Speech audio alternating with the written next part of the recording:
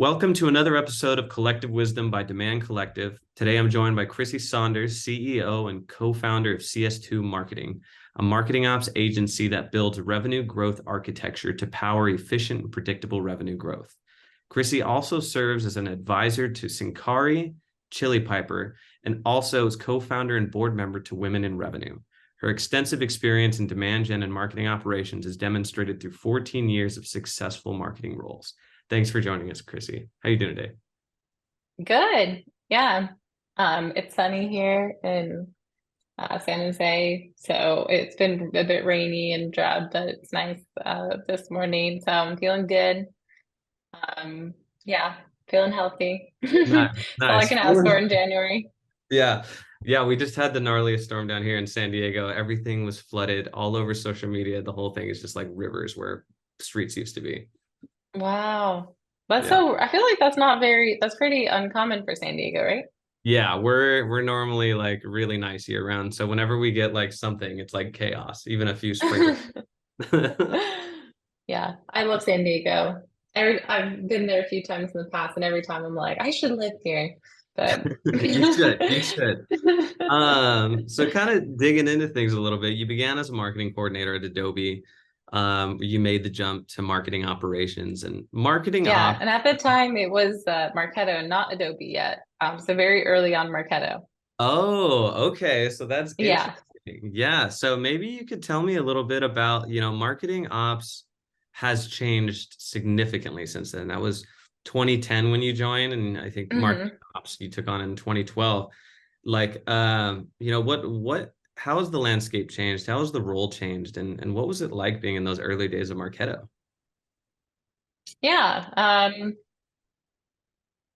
Things have definitely changed and evolved. I think back then everything was quite new. Working at Marketo, I think that um, it was nice because we were in an environment where we were, it was a market automation, platform company. And so we were evangelizing why it is important to use marketing automation. And everything was pretty like rigorous and like nailed down, buttoned up at Marketo at that time, I feel like. Um, it was a very great place to start a career just because everyone was really like striving to do their best, like really top of their game. I've worked around a lot of great marketers like John Miller and Maria Pergolino. And they just, it was a great kind of incubator for people who were interested in marketing, but also just early on knew the importance of marketing operations. I mean, it was their target market. So it was great because you got the resources or people knew the importance of like what you were doing. I started there like kind of like you said as a general kind of marketer. At first it was like an internship for a few months and then I guess I did a good enough job and they're like, you can stay on full time. And Yeah. um, during that time, I was like really interested in Marketo and using it. Um, and there wasn't a lot of like training or anything. Like I think now it's more common to kind of, find resources out there and things like that. But there wasn't at the time, especially in marketing ops too. It was like we were almost evangelizing like what marketing was ops was as a role. There were some, people in IT that managed systems like that, like Eloqua. There were, like a marketing kind of coordinator or email. They kind of called them email marketers at the time because that's really what you use those platforms to do is really just sending email. There wasn't a lot more you could do with it until kind of like the Eloquas and Marketos came out.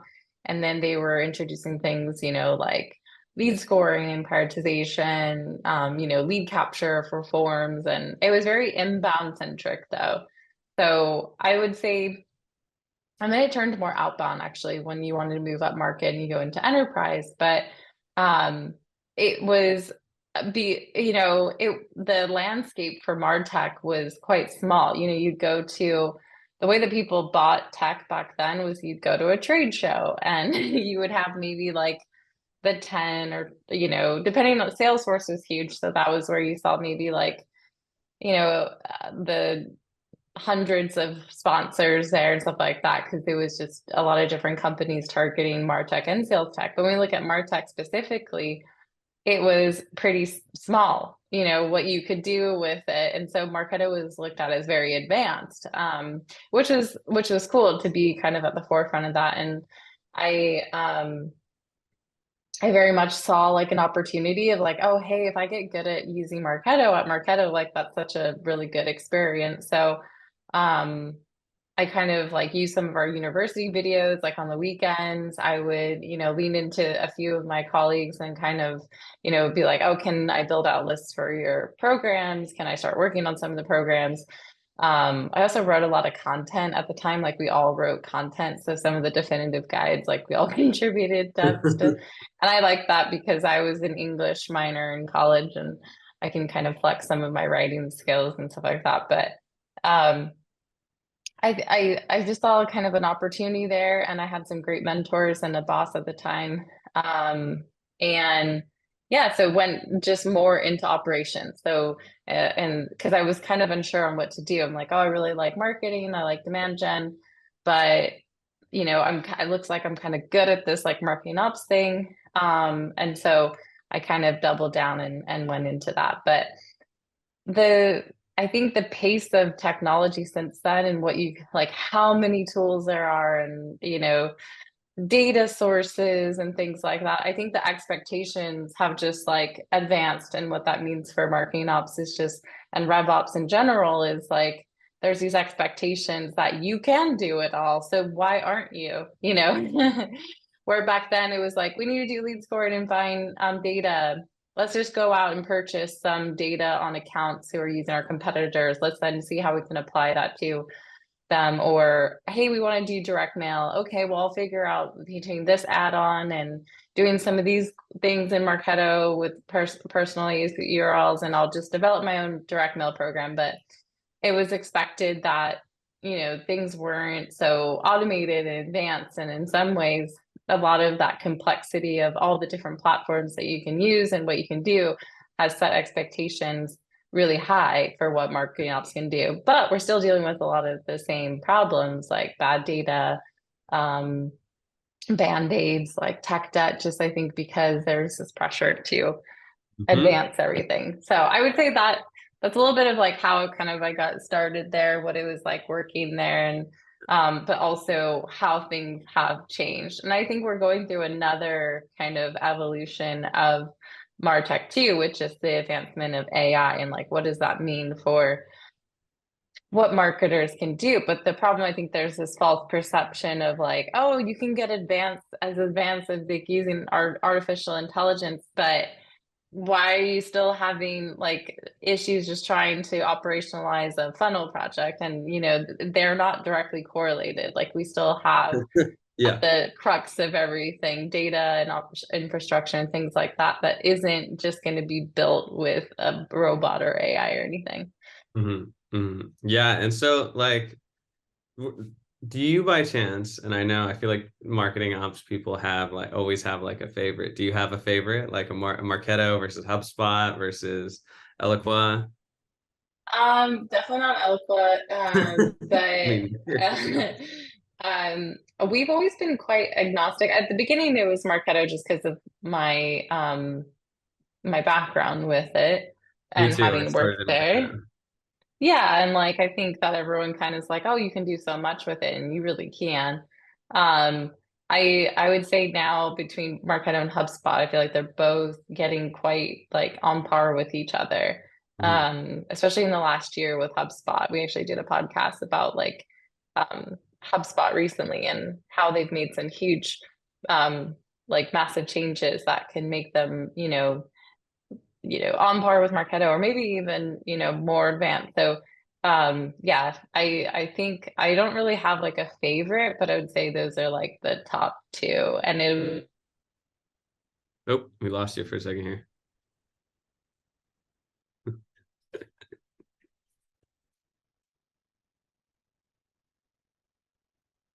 because I think that HubSpot is just a like because they're, their own company, they haven't been bought or anything like that. Like they will, continue to advance, and they've done a lot of the um, build versus buy type Yeah. expansion. And the rate of which they deliver like new features and things like that is like kind of incredible in my opinion. So um, we'll see, but they're on par kind of, I feel like maybe to surpass Marketo. Marketo does, like they'll try and get more advancements out, but it still feels like we're kind of like living in the past sometimes. But there's a lot of great enterprise level features that Marketo has too around like programs and scaling those. And but yeah, we'll see how it goes. But both I don't have a favorite, both great. But you know, some of the other players like maybe less, we use them a little bit less for specific reasons. You know what this reminds me of? You ever watch Arrested Development? She's No. she's like, I love all my children equally. And then it cuts to her earlier in the day and she's like, I don't care for him. And it's like, all right, HubSpot and Marketo, we love them. Everyone else will like, Uh, Yeah, I don't so, like saying it though, I will say, yeah. because sometimes but a majority of our clients use those too, so Where, I can say. yeah. So where along this journey, you know, you did like a stint at, I think, Agari, doing demand gen there. Hmm. Um, where along this journey did you decide it was time to take on something like founding your own agency, right? CS2 marketing is everywhere. I see it in marketing ops. Like it's, you guys are constantly having conversations around things like the role of marketing ops in today's marketing organizations being beyond just an order taker or a tactician, a reactive Hmm. tactician, and really playing a strategic role in an org. Where did you decide along that it was time to start that? Yeah, that's, good question. So to your point too, like how things have evolved, maybe is kind of how I could talk about the evolution of CS2 as well. Hmm. And actually, our domain is CS2 Marketing. We're thinking of changing it because we dropped the marketing. We're just CS2 now. Nice. But but everyone, if they call us that, that's totally fine. But the so I think. So in my background, you noted that I like went into a demand generation role. I had a global role prior to that at a company called Jive, and I, you know, set up all of their operations there and ran a team and supported a team of global marketers. That's where I met my husband, Charlie.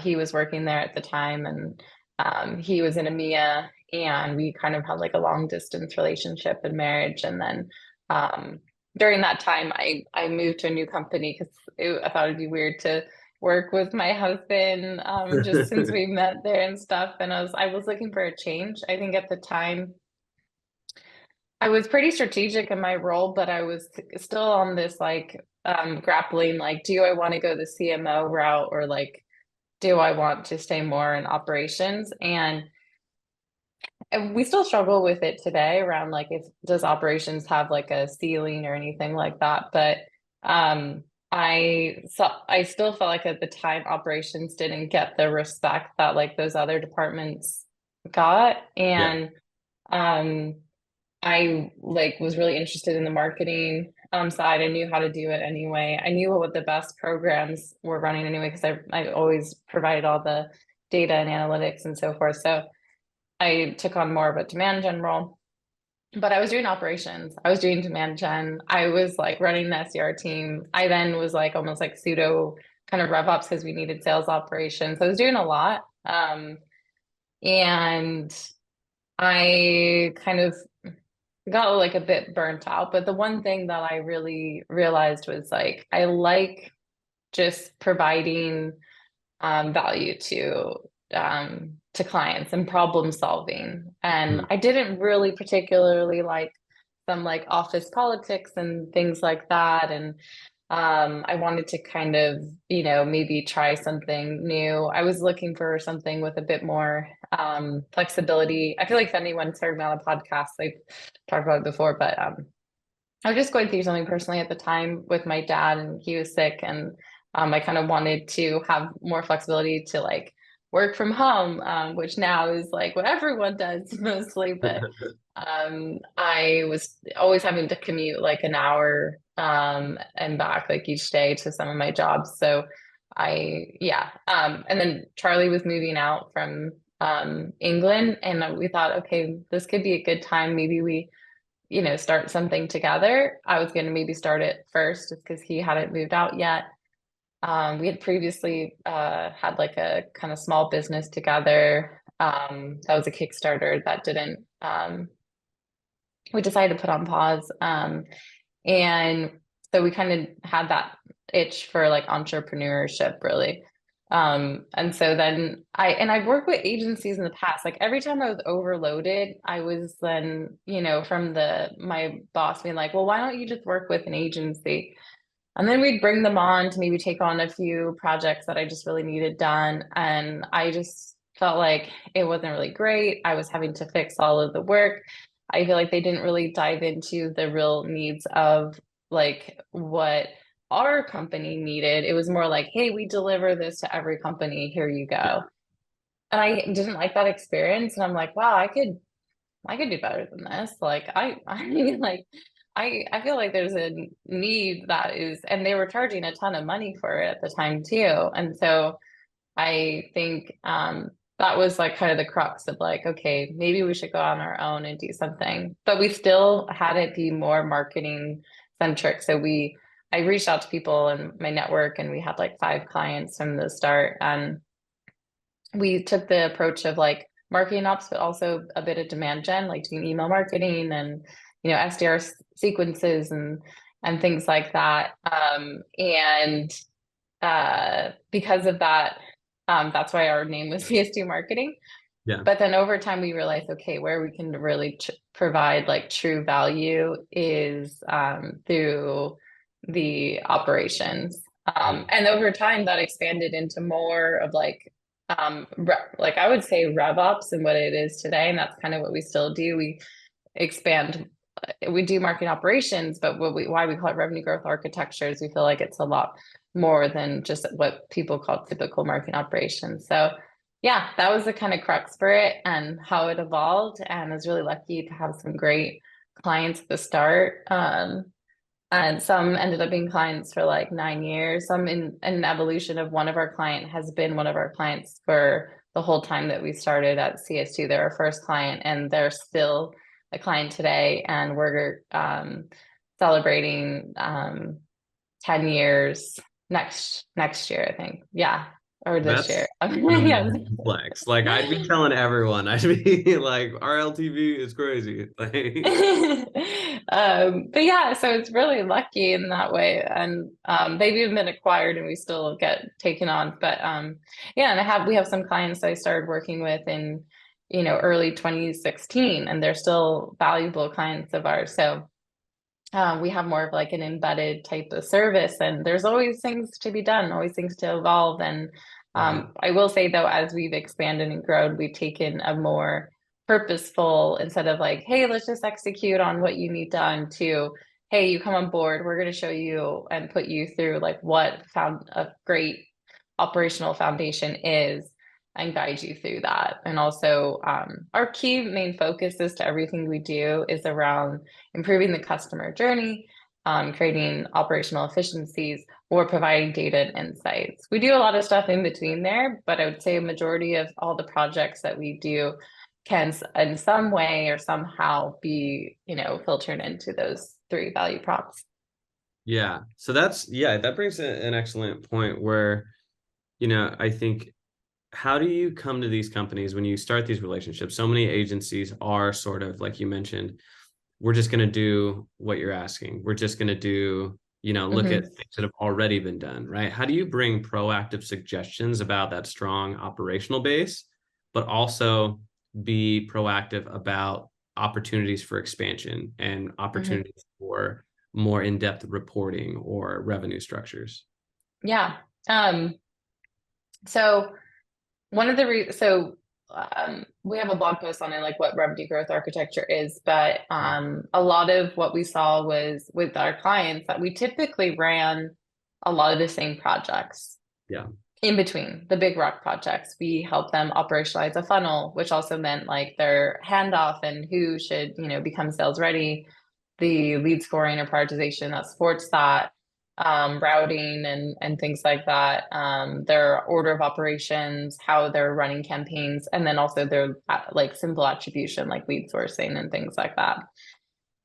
And then we'll normally work on like operationalizing ABM. And then we have a small campaign operations arm, and we'll usually set up campaign operations process, or we can do some execution on it. And then we focus on like data, and the enrichment side, segmentation, audience segmentation, all of the kind of integrations of your tools and tech stack and sales engagement platforms and so forth. So that's kind of like our main things.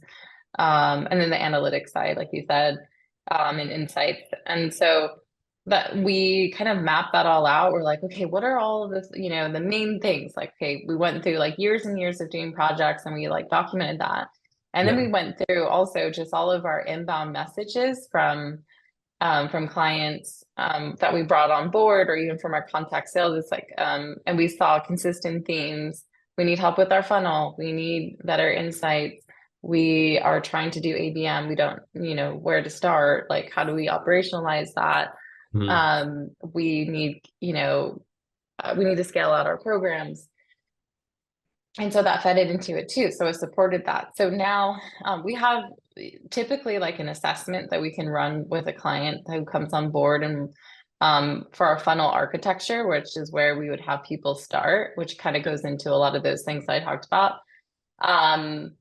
And that gives us an idea of like what needs to be done, and also has like our point of view, and we compare to like what is the best of standard for that. And then we'll like usually start executing on that.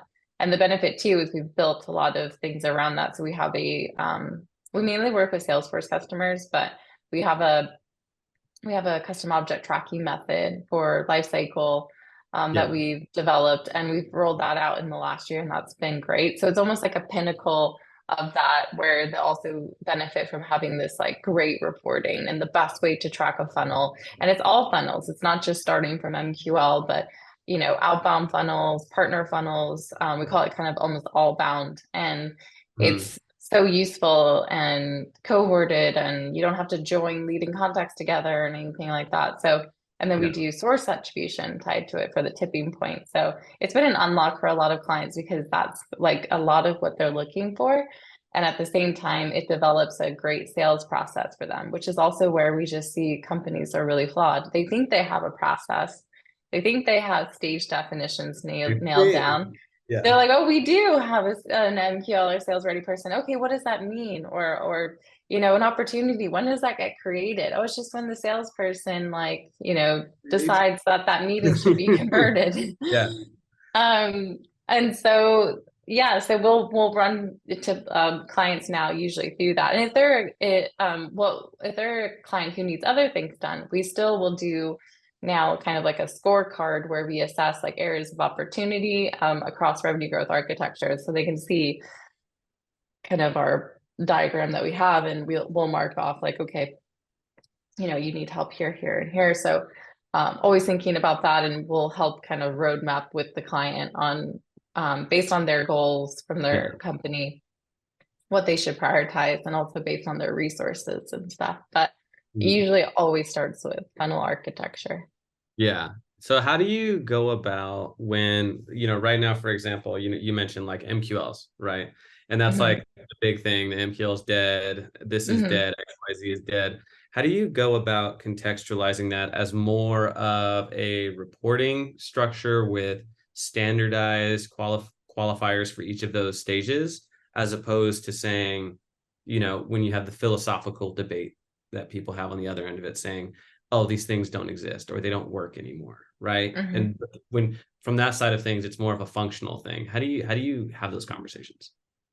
Yeah, I think that the way we structure it is kind of like, for the client is, hey, a concept of an MQL, we agreed, like, probably don't call it an MQL.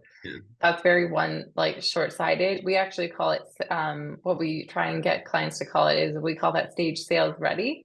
And the reason why we do that is because there can be times where someone is sales ready, but marketing didn't qualify it. Like a salesperson has just said, hey, I want to start working this lead. They're a great lead. Okay, that's sales ready in our opinion. So we're going to start a funnel then. And that's an outbound funnel. Mhm. Or a partner has said, hey, this person's sales ready. Okay, now let's create a funnel for that. And so I think for us, it's like what is dead is like you should just report on MQLs and just report on volume and just be gold on a volume for MQLs. And you're missing out when you're just using MQLs or what you say is ready for sales from a marketing standpoint. And that's where you lose a big picture of like what's happening, and your funnel data can be fragmented. And so we'll kind of educate the client on that. And also we have firm ideas. A lot of people are like, oh, we don't need a person funnel. Like we can just work accounts. It's like, well, how do you know who to work at that account? And also, what do you do with all the people that come through that aren't part of your target accounts or is tied to an account? Like, how are you going to work them?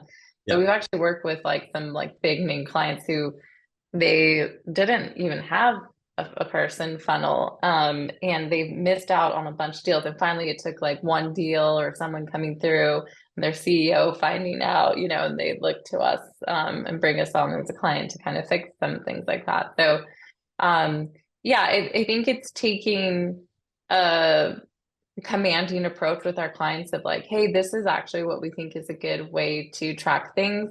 Also, not having acronyms around your stages is something we suggest. But we typically find a middle ground. Hey, if your company's always been used to calling it this, okay, maybe we have the status be MQL, but then for a tracking purpose, we'll call that stage like sales ready, or okay, you're really tied to calling that SQL. That's fine. We usually call it meeting booked, but you can call it SQL, but as long as we know that means like meeting booked, then it's fine. So, but we try and be as commanding as possible to say like, hey, this is what you should do. And a lot of clients are receptive to that. If anything, they want that. I think a lot of the time early in consulting, we were almost like too accommodating to clients. And sometimes we would make concessions on like what we think should be done. And it always come back to, oh, well, now we want that, or now we're having this issue. And it's like, yeah, we kind of like said that was going to happen. So I think now having the confidence to be commanding and say like, this is the way you should do it. And our assessment even has a lot of that. A big part of our assessment is just our point of view on things of like why they should do it a certain way. And you'll see that in our content, right? Like that's why we have opinions on a lot of things. But it's been a lot of seeing what works and what doesn't across clients for years and years, and always thinking through, okay, what matches the expectations of the buyers today? What matches the buyer experience today? What matches the company planning today? And that evolves. And that means we change our ways of doing things, but we're always trying to keep things a bit more like forward thinking.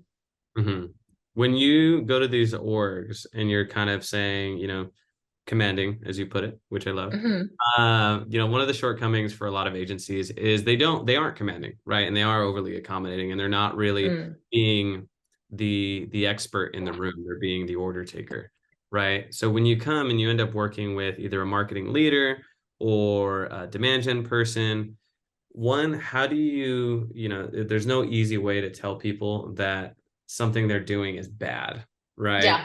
How do you delegate? It's like telling someone their baby's ugly.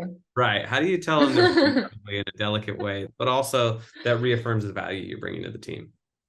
Yeah. I think we always start out a little bit of like surfacing, and this comes through in our point of view as well, as we always start with like pain points. Like, okay, are you feeling these pains? Is your team spending hours in spreadsheets trying to put like, reporting together and you're still not feeling confident in it? Do you have even like a cohorted view of like your funnel? Is your time to lead, like hours versus minutes? Is your team bogged down in errors and chasing things happening in your systems, but not able to actually like do strategic projects? All those things. And a lot of the time they can't fight with like, oh, we have these pain points. It's very clear. And so then we can then take those pain points and say, well, these are the programs these are the projects that will get rid of that. big case in point is always like the funnel data, because that's where a lot of, like I said, the funnel architecture and the data around that, what gets prioritized for sales, how they're actually working their leads. It's all very like simple things and foundational, but Yeah. there's always a lot of pain points to it because it hasn't really been fully thought through, or it hasn't been invested the time into making it great. So when you lead with some like uncovering some of the pain points, I think that's where you get people like locked in and interested, and you're like, yeah, I want to solve for that. And then also tying it back to the business impact. So we really tried to understand like the goals of the business. It's always like, there's simple goals, revenue. Okay, yeah, of course. Um, but then there's also things like what we talked about, like operational efficiency. Like, is your team just like wasting time? Are you not getting programs out the door fast enough? Are you unable to even understand what's working in your marketing to actually do more of that good marketing? So there's a lot of like efficiencies, lack of insight to data, and then also like what's your customer journey like? And sometimes we'll even just like audit that per client. Like we'll just in our assessment we'll do test leads. Okay, what happened to us? Like Right. we did a contact sales, or what No one happens. reached And out to us. yeah, no one reached out to us.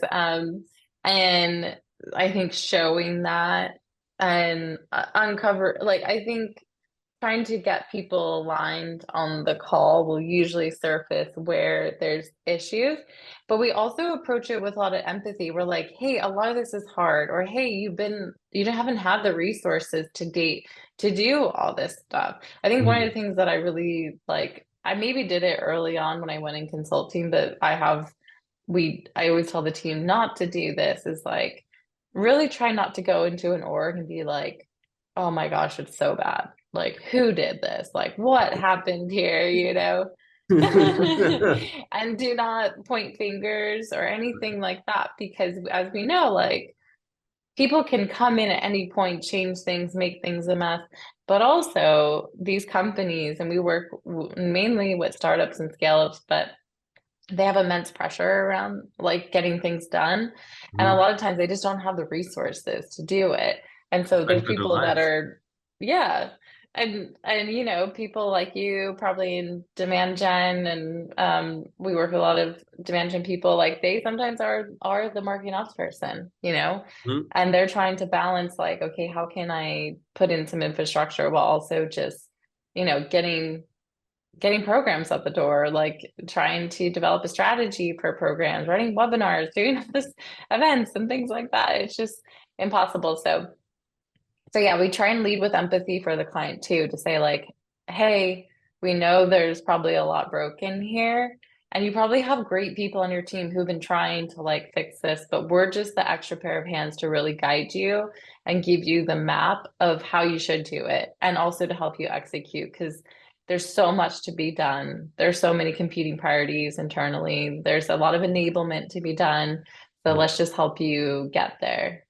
Yeah. Yeah. You mentioned, the demand marketers who often have to serve as their own marketing ops person, right? Because a lot of Yeah. orgs still, I think, don't always value the investment that's needed for a healthy marketing ops and rev ops org. When you work with demand gen folks, right? How often do you run into overlap of responsibilities? And what are your thoughts in terms of, should a demand gen person be able to launch their own email campaigns, launch their own life cycles programs? Like where do you see that line? Yeah. We see it a lot, especially early stage like startups, Hmm. which I think is okay. Yeah. Um, but I don't think that you can have that be going on for so long. Or if anything, you need to get an agency to kind of help them, like CS2 or someone else.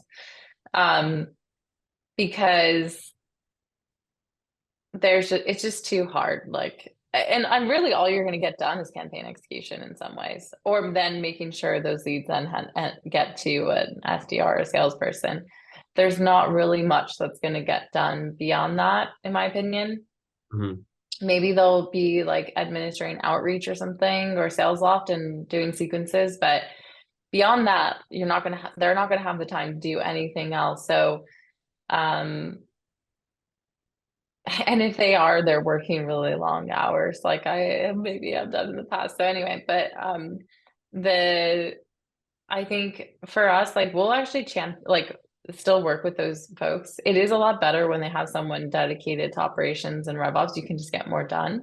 Yeah. Um, and but I do think that like a hybrid model is really great. So as far as like running your own programs and emails and things like that, I think it's great for demand gen folks to do that.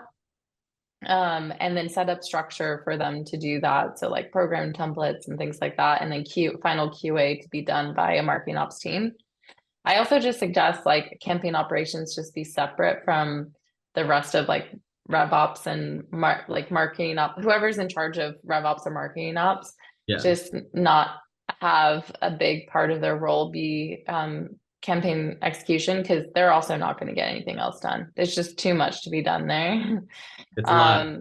Yeah, and it's just very reactive, and so you can do it maybe at a very, very startup level, but if you want to go anything beyond that, it's not advisable. So even at CS2, our client leads and a big, like the rest of our projects and stuff like that is always separate from campaign operations and execution.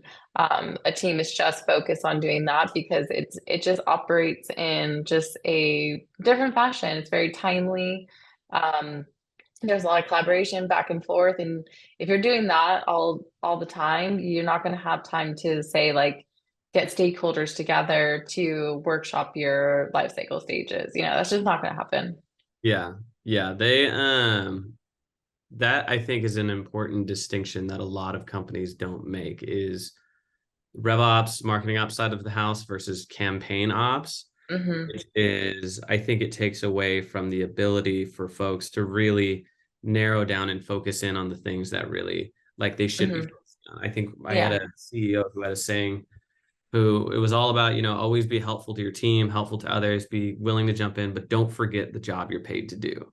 Mm-hmm. You know, Yeah. Yeah, very true. And I think that in some ways it's like you got to be a little bit all hands on deck in a way at like a startup.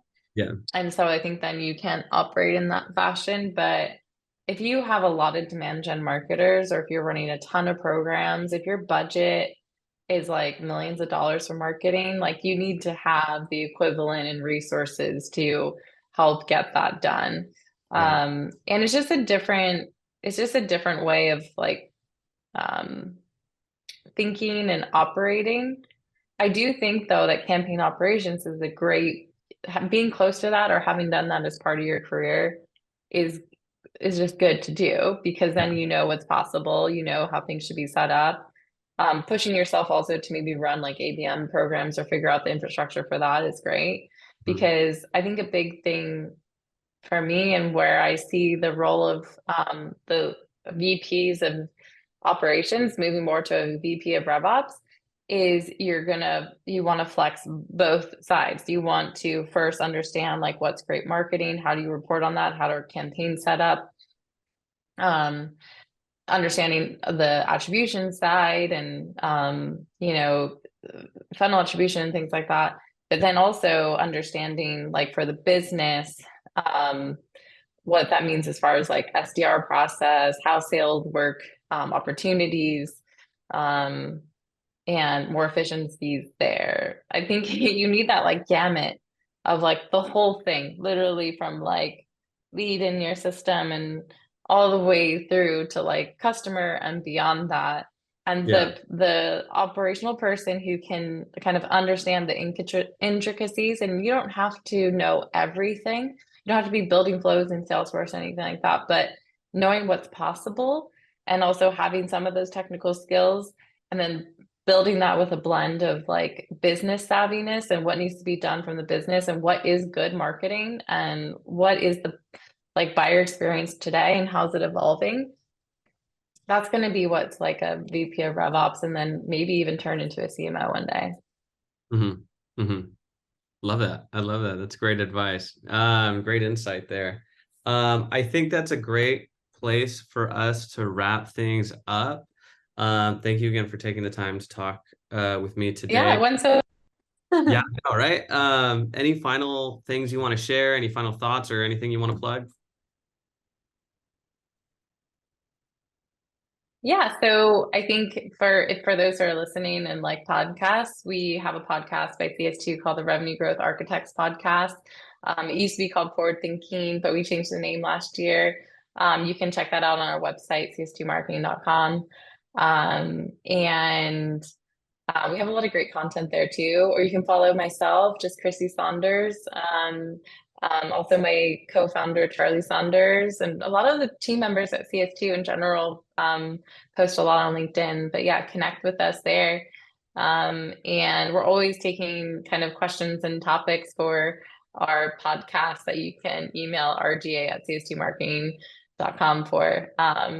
Yeah, if you want to hear us tackle something. But yeah, I love finally meeting you, Brian, because I know you've been following us for a long time and we'll comment back and forth on LinkedIn. So it's so nice to finally like talk with you, which is exciting. So thank you so much. Yeah, thank you. Thanks for joining us for another episode of Collective Wisdom. And thank you, Crissy, for being our guest today. Really look forward to seeing the great work you and Charlie continue to do with CS2. For those listening, if you're a demand marketer looking for a tight-knit community of demand gen experts, be sure to apply to our community Demand Collective at demandcollective.io. Thanks.